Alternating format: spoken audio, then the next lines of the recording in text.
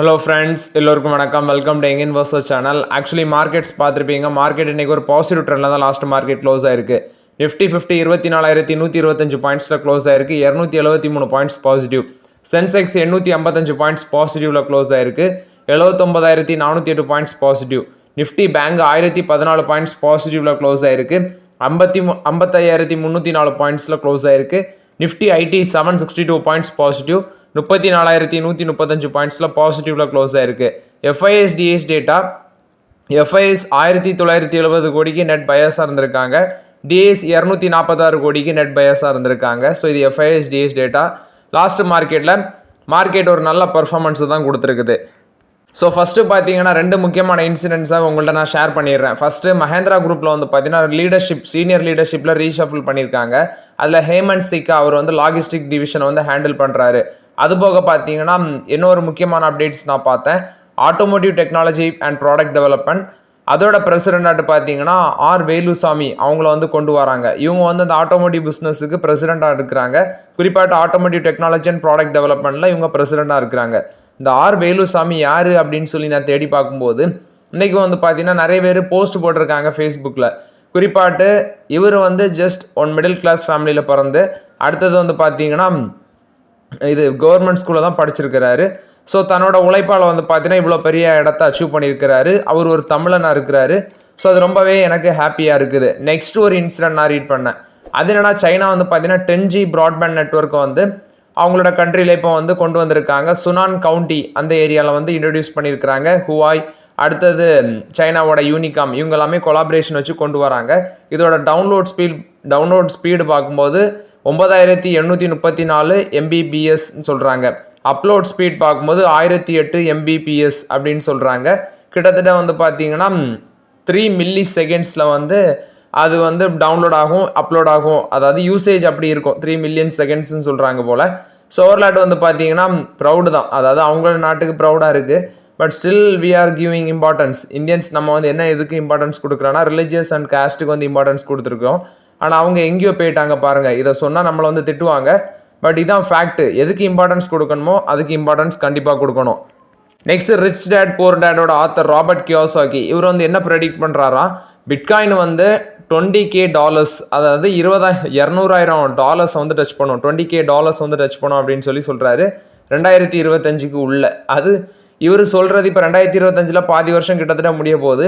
ஆனால் இவர் சொல்கிறாரு இது வந்து இப்போ வந்து பார்த்தீங்கன்னா ரீசெண்டாக ட்ரம்ப் ஜெயிச்சோன்னா அந்த பிட்காயின்லாம் மேலே போச்சு, அடுத்தது பொத்துன்னு விழுந்துச்சு. இவங்களுக்கு வேலை என்னென்னா இப்படி சொன்ன உடனே போகும் அப்படின்னு நினச்சிட்டு நிறைய பேர் வாங்குவாங்க.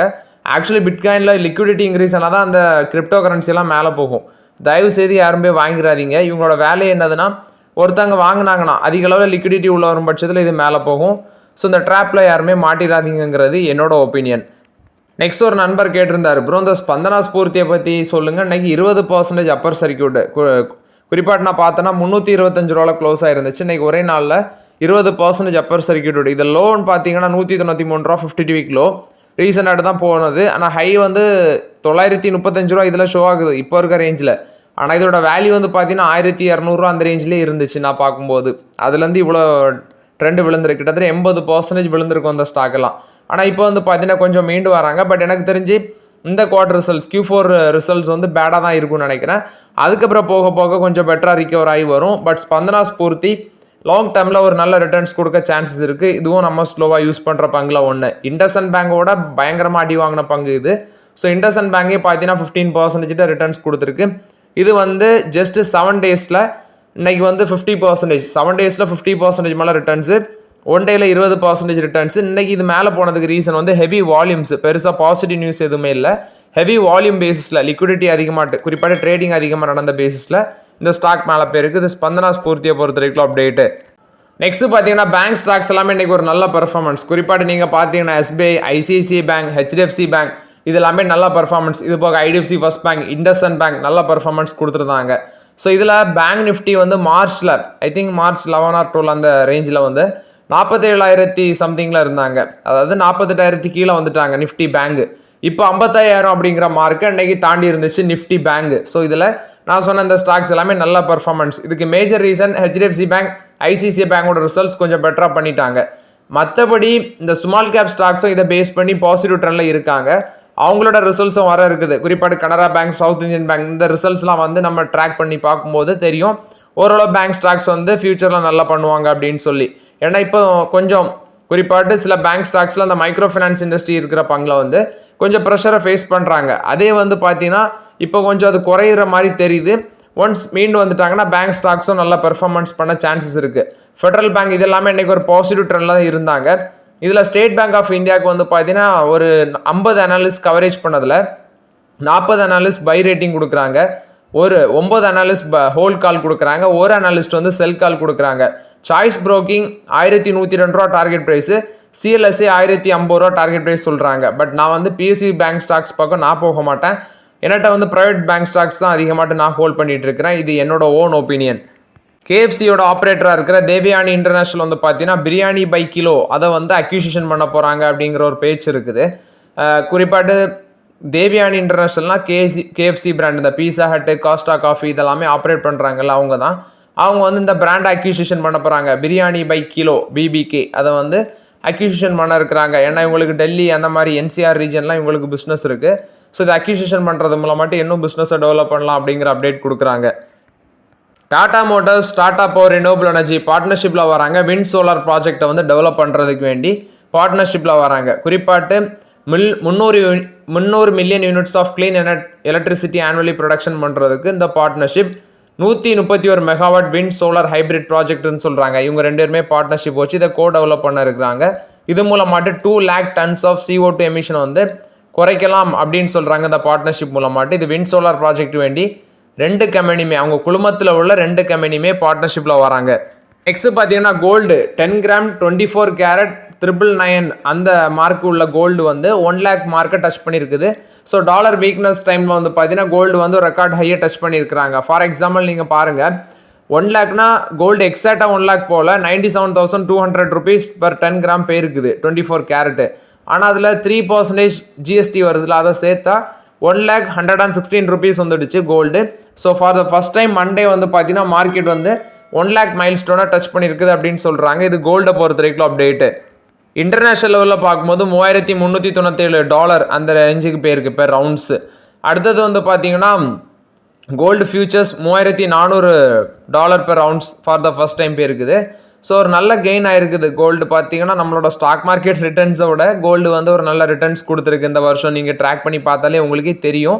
ஸோ ஸ்டாக் மார்க்கெட் ரிட்டர்ன்ஸை விட கோல்டு வந்து ஒரு நல்ல ரிட்டர்ன்ஸ் கொடுத்துருக்கு. நெக்ஸ்ட் பார்த்தீங்கன்னா பிபிசிஎல், ஹெச்பிசிஎல், ஐஓசிஎல் இந்த மாதிரி ஸ்டாக்ஸுக்கு எல்லாமே இந்த பிரெண்ட் க்ரூட் ஆயிலோட ப்ரைஸ் வந்து பிலோ $70 இருக்குது. அதாவது பெர் பேரல் வந்து பிலோ $70 இருக்கிறதுனால க்ரூட் ஆயிலோட ப்ரைஸு சொந்த கம்பெனிஸுக்கு எல்லாமே மேபி பாசிட்டிவ் அப்டேட்டாக இருக்கும் அப்படின்னு சொல்கிறாங்க. குறிப்பாட்டு பிபிசிஎல், ஹெச்பிசிஎல், ஐஓசிஎல் இவங்களுக்கு எல்லாமே ஒரு பாசிட்டிவ் அப்டேட்டாக இருக்குன்னு சொல்கிறாங்க. ஏன்னா க்ரூட் ஆயிலோட ப்ரைஸ் வந்து பெர் பேரலுக்கு $70 கீழே இருக்கிறதுனால. ஸோ இது வந்து பார்த்தீங்கன்னா ஆயில் மார்க்கெட்டிங் கம்பெனிஸை பொறுத்த வரைக்கும் அப்டேட். என்னட்ட இந்தியன் ஆயில் கார்பரேஷன் மட்டும் நான் வச்சிருக்கிறேன். என்னட்ட பெருசாக மற்ற கம்பெனிஸ் கிடையாது. இந்தியன் ஆயில் கார்பரேஷன் மட்டும் தான் நான் வச்சிருக்கிறேன். Next national stock exchange NSE வந்து ஒரு 8.4 மில்லியன் டிமேட் அக்கௌண்ட்ஸ் வந்து ஃபினான்ஷியல் இயர் 25 ஆட் பண்ணியிருக்கிறாங்க. இதில் அந்த ப்ரோக்கரேஜஸ் வைஸ் நீங்கள் பார்க்கும்போது ஃபஸ்ட்டு இது ஒரு 20.5% க்ரோத் காமிச்சிருக்குது. டோட்டல் டேலி 4.92 crores ஆட்டு இன்க்ரீஸ் ஆயிருக்கு.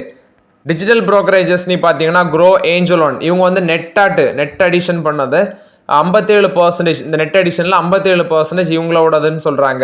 இதில் க்ரோ வந்து single largest contributor 34 lakh new accounts open பண்ணியிருக்காங்க. NSEயோட க்ரோத்தில் 40% இவங்க தான் கான்ட்ரிபியூட் பண்ணியிருக்காங்க. ஆக்டிவ் கிளைண்ட் பேஸ் $9.5 million இருக்குது. இந்த மார்ச் 2024 அவ்வளோ இருந்தது. இப்போ மார்ச் 2025 1.29 crores, அதாவது 134 crores பீப்புள் இருக்கிற கண்ட்ரியில் ஜஸ்ட் 1.29 crores டிமேட் அக்கௌண்ட் தான் ஆக்டிவ்ல இருக்குது அப்படின்னு சொல்கிறாங்க. இதோட க்ரோத் வந்து 36% இயர் பேசிஸில் இன்க்ரீஸ் ஆயிருக்கு. க்ரோவோட மார்க்கெட் ஷேர் 23.28%லேருந்து 26.26% ஆட்டி இன்க்ரீஸ் ஆயிருக்கு. ஏஞ்சல் ஒன்னோடது 14.6 lakh அக்கௌண்ட்ஸில் இருந்தது. ஏஞ்சல் ஒன் வந்து 14.6 lakh அக்கௌண்ட்ஸ் வந்து ஆட் பண்ணியிருக்காங்க. NSEயோட ஓவரால் க்ரோத்துக்கு 17.38% இவங்க வந்து கொடுத்துருக்காங்க. ஆக்டிவ் யூசர்ஸ், அந்த ஆக்டிவ் கிளைண்ட் யூசர்ஸ் 7.5 மில்லியனாக இருக்குது. இவங்களோட மார்க்கெட் ஷேர் 15.38% இருக்குது.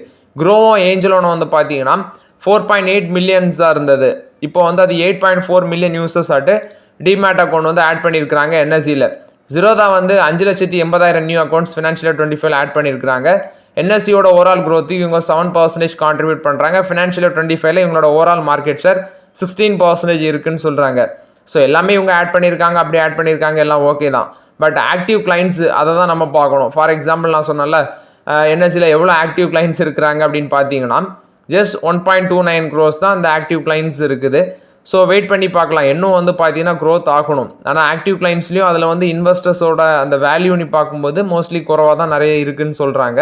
ஸோ இன்னும் பார்த்தீங்கன்னா இன்வெஸ்டர்ஸ் உள்ள வந்து ஆக்டிவாக வந்தால் தான் இன்னும் நம்ம மார்க்கெட் டெவலப் ஆகும். ஆனந்த்ராஜோட Q4 ரிசல்ட்ஸ் கொடுத்துருக்காங்க. ப்ராஃபிட் வந்து 51% இன்க்ரீஸ் ஆயிருக்கு, 118 crores பண்ணியிருக்காங்க. ரெவன்யூ 22.2% இன்க்ரீஸ் ஆயிருக்கு, 540 கோடி இருக்குது. எபிட்டா 142 crores இருக்குது, 36.5% growth. எபிட்டா மார்ஜின் 26.3% இருக்குது. 73 காசு டிவிடெண்ட் கொடுக்குறாங்க. ஃபேஸ் வேல்யூ 2 ரூபா இருக்குது. அப்போ அப்ராக்சிமேட்டாக 36.50% டிவிடெண்ட் கொடுக்குறாங்க. இந்த டிவிடெண்ட் வந்து 30 நாளுக்குள்ளே உங்களுக்கு கிடைக்கும் அப்படின்னு சொல்கிறாங்க. ஸோ இந்த ஷேர் என்கிட்ட கிடையாது. பட் இவங்க ஒரு ரியல் எஸ்டேட் கம்பெனியாக இருக்கிறாங்க. ரியல் எஸ்டேட் அதர் வந்து இன்ஃப்ராஸ்ட்ரக்சர் பேஸ்ட் கம்பெனின்னு நினைக்கிறேன். ஸோ இந்த கம்பெனி வந்து பார்த்தீங்கன்னா இப்போ டிவிடெண்ட் கொடுத்துருக்காங்க, ப்ளஸ் வந்து ரிசல்ட்ஸும் நல்லா பண்ணியிருக்கிறாங்க. என்கிட்ட அந்த ஷேர் கிடையாது. Next JSW energy 1600 megawatt thermal plant வந்து வெஸ்ட் பெங்காலில் செட்டப் பண்ண இருக்கிறாங்க. இது ஒரு லார்ஜஸ்ட் கிரீன்ஃபீல்ட் ப்ராஜெக்ட் அப்படின்னு சொல்கிறாங்க. வெஸ்ட் பெங்கால் கவர்மெண்ட் கூட பவர் பர்ச்சேஸ் அக்ரிமெண்ட் போட்டு இதை பண்ண இருக்கிறாங்க. ஏப்ரல் 21 இதுக்கான ஃபவுண்டேஷன் ஸ்டோனை வந்து பண்ணியிருக்கிறாங்க. இது வந்து JSW எனர்ஜி கொடுத்த அப்டேட்டு. நெக்ஸ்ட் முத்தூட் ஃபினான்ஸ் 26 ரூபா டிவிடெண்ட் கொடுத்துருக்குறாங்க. நெக்ஸ்ட் அது 30 நாளில் வரும். அதே மாதிரி முத்தூட் ஃபினான்ஸ் என்ன பண்ணியிருக்கிறாங்கன்னா அவங்களோட பாரோயிங் பவரை வந்து 2 lakh crores ஆட்டி இன்க்ரீஸ் பண்ணிட்டாங்க. அவங்களோட போர்ட் மீட்டிங்கில் அதை வந்து 2 lakh crore ஆட்டி எக்ஸ்பேண்ட் பண்ணிட்டாங்க. இது வந்து முத்தூட் ஃபினான்ஸ் கொடுத்த அப்டேட்டு. ரீசெண்டாட்டு இவங்க ஹட்கோன்னு நினைக்கிறேன், அவங்க வந்து பார்த்தீங்கன்னா இதே மாதிரி பண்ணியிருந்தாங்க. ஸோ இப்போ இவங்களும் இன்க்ரீஸ் பண்ணியிருக்கிறாங்க. நெக்ஸ்ட் மஹிந்திரா லாஜிஸ்டிக்ஸ் இவங்களும் ரிசல்ட்ஸ் கொடுக்குறாங்க. ஃபர்ஸ்ட் இவங்களோட டிவிடெண்ட் 2.50 காசு. அது போக டிவிடெண்ட் நீ பார்த்தீங்கன்னா ரெவன்யூ ஃப்ரம் ஆப்ரேஷன் 6104 கோடியாக இருக்குது. ரெவன்யூ வந்து இன்க்ரீஸ் ஆயிருக்கு. ஆனால் கம்பெனி வந்து நெட் லாஸ் தான் போஸ்ட் பண்ணியிருக்கிறாங்க, 30 கோடி லாஸு. பட் லாஸ் வந்து குறைஞ்சிருக்குது. 53.09 கோடியாக இருந்த லாஸ் இப்போ 30 கோடியாக குறைச்சிருக்கிறாங்க. ரெவன்யூ இன்க்ரீஸ் ஆயிருக்குன்னு சொல்கிறாங்க. பட் பெருசாக இதில் ஒன்றும் கவனிக்கிறதுக்கு இல்லை. ஸோ இதில் வந்து பார்த்தீங்கன்னா 2.50 காசு டிவிடெண்ட் கொடுக்குறாங்க. இந்த ஸ்டாக்கும் என்கிட்ட கிடையாது. இது மஹிந்திரா லாஜிஸ்டிக்ஸ் போஸ்ட் பண்ண ரிசல்ட்ஸ் அப்டேட்டு. எவரன் அடுத்தது NTPC 2 பேருமே பார்ட்னர்ஷிப்பில் வராங்க. அந்த எவரனுங்கிறது வந்து பார்த்தீங்கன்னா ப்ரூக்ஃபீல்ட் லான்ச் பண்ண கம்பெனி தான். 300 மெகாவாட் பவர் பர்ச்சேஸ் அக்ரிமெண்ட் போடுறாங்க அந்த 2 கம்பெனியுமே, NTPC எவரன். ரினோபிள் எனர்ஜி சம்மந்தமாக தான் இந்த பார்ட்னர்ஷிப். இந்த பவர் பர்ச்சேஸ் அக்ரிமெண்ட் மூலமாட்டு 1 gigawatt of renewable energy capacity setup பண்ணுறாங்க. Wind, solar, battery energy storage இதெல்லாமே பண்ணுவாங்க அப்படின்னு சொல்கிறாங்க. இது NTPC கொடுத்த ஒரு பாசிட்டிவ் அப்டேட்டாக இருக்குது. ஸோ NTPC ஆல்ரெடி நம்ம கன்சிடர் பண்ணியிருக்கிறோம். ஒரு நல்ல ரிட்டர்ன்ஸ் கொடுத்துச்சு, அப்புறம் டவுன் போச்சு. இப்போவும் பார்த்தீங்கன்னா ஒரு 350 அந்த ரேஞ்சில் இருக்குன்னு நினைக்கிறேன் NTPC. So okay friends, actually இந்த வீடியோவில் சில இம்பார்ட்டன்ட் அப்டேட்ஸ் எல்லாமே டிஸ்கஸ் பண்ணோம். அந்த வீடியோ உங்களுக்கு பயனுள்ளதாக இருந்துச்சுன்னா லைக் பண்ணுங்கள், சப்ஸ்கிரைப் பண்ணுங்கள், கமெண்ட் பண்ணுங்கள். Okay friends, thank you.